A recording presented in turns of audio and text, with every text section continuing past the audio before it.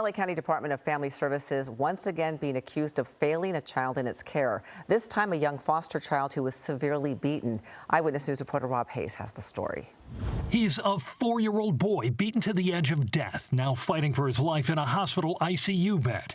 His name not being released, but an attorney for his extended family is calling this another gruesome failure by LA County. Family Services and the Sheriff's Department of LA County are responsible for following up to make sure that foster parents are not abusing the children they're taking care of. Attorney Michael Alder is representing the boy's aunt. He didn't say why the 4-year-old boy was placed into foster care, just that he had been in that household since April.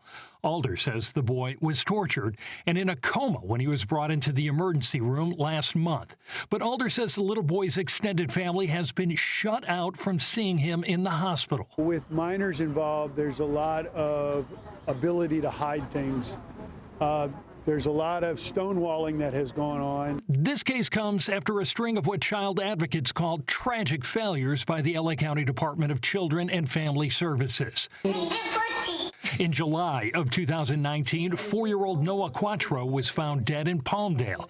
DCFS had ordered him returned to his parents despite complaints of abuse. And the case of Gabriel Fernandez shook the country.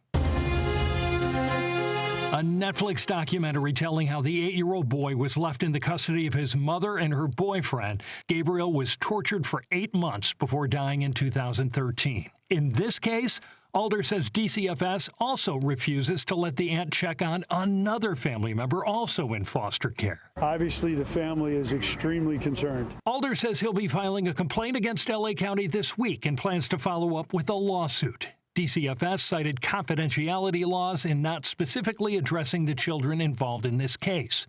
In a prepared statement, it writes, DCFS thoroughly investigates allegations of caretaker abuse and neglect, and when appropriate, works closely with law enforcement to ensure children remain safe and that substantiated allegations are swiftly addressed in a court of law.